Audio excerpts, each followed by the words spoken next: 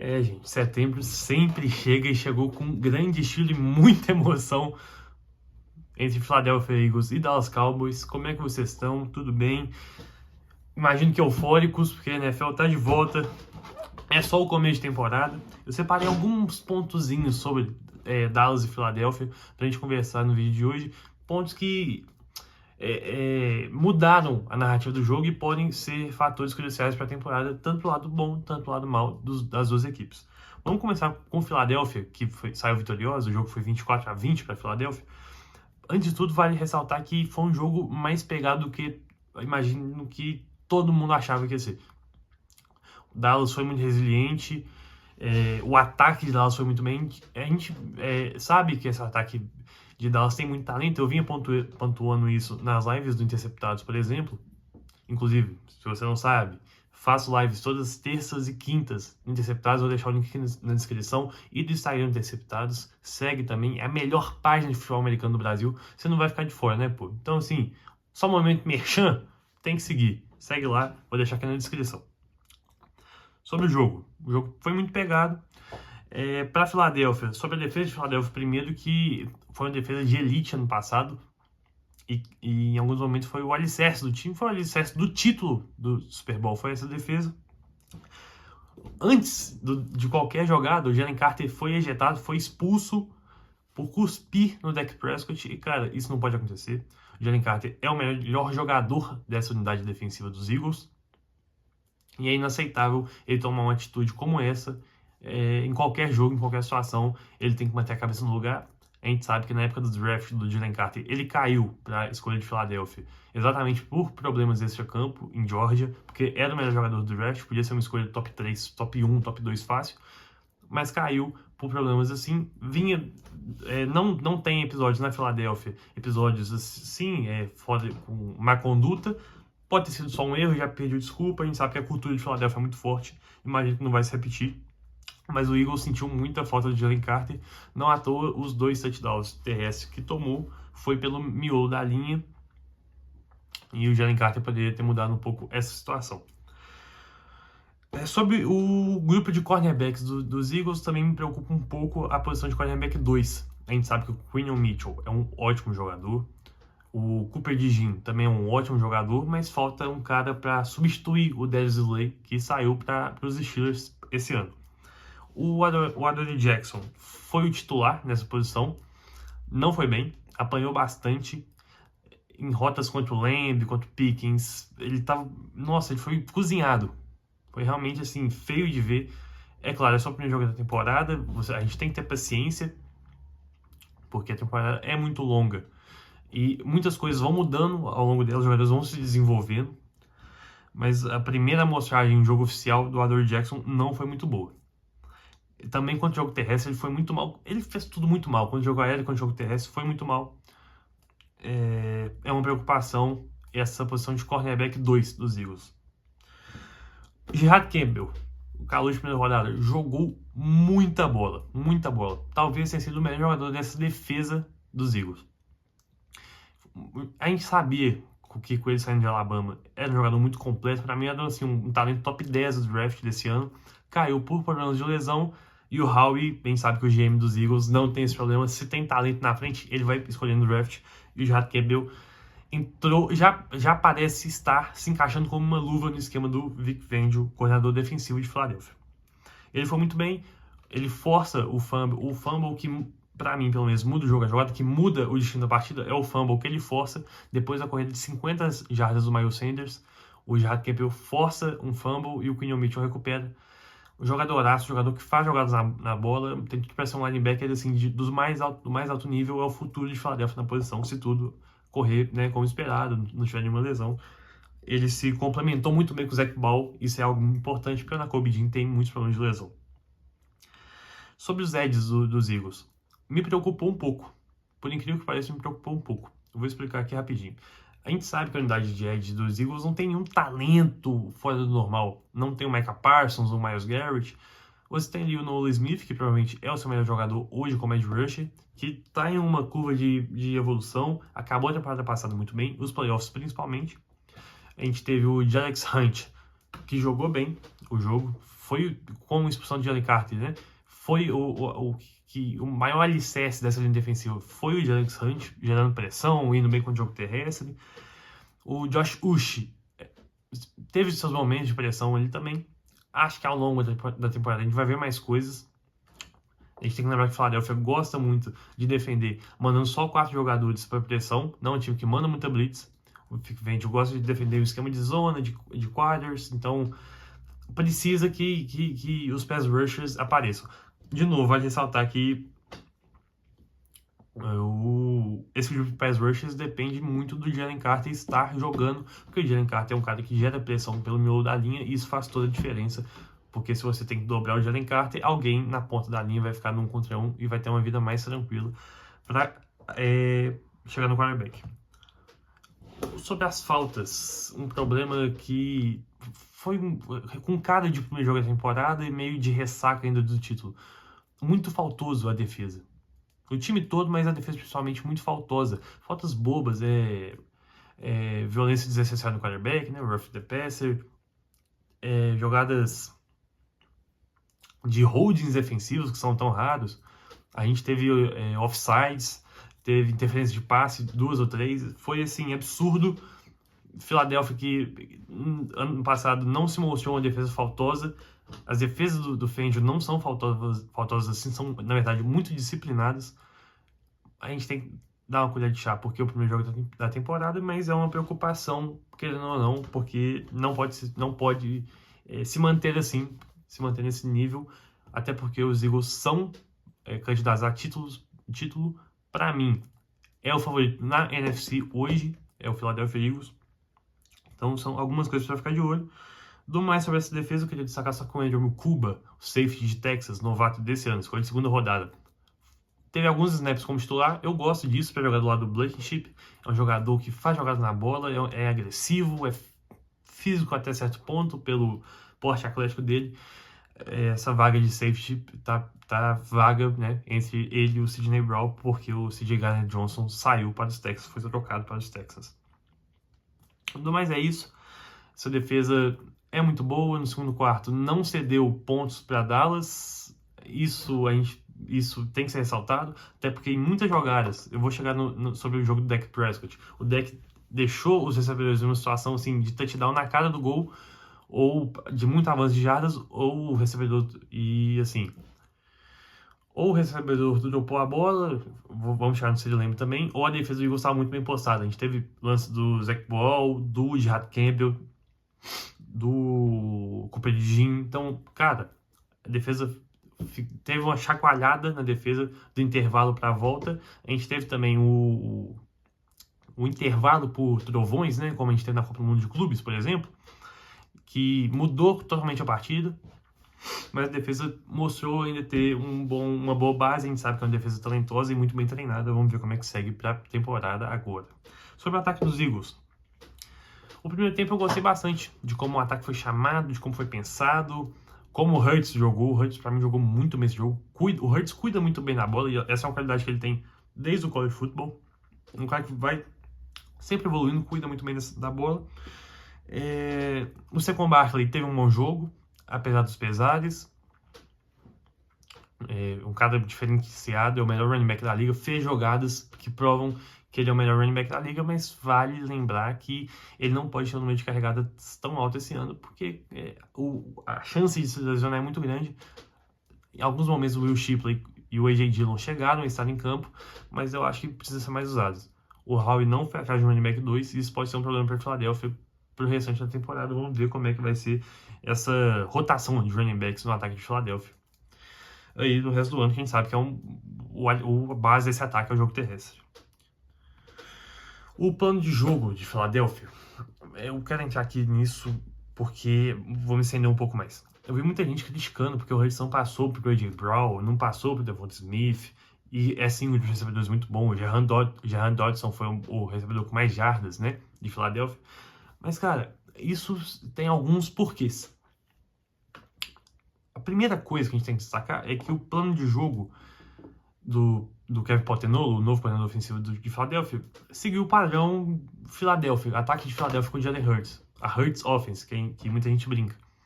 que é um jogo de ramp as option, de soltar a bola rápido ali, depois, aproveitando que essa linha ofensiva tão boa, usar o braço do Hurts, que é muito bom para bolas verticais. Teve uma bola de Rand Dodson que foi desse modelo. Um time que corre muito com a bola, o Hurts correu muito bem com a bola.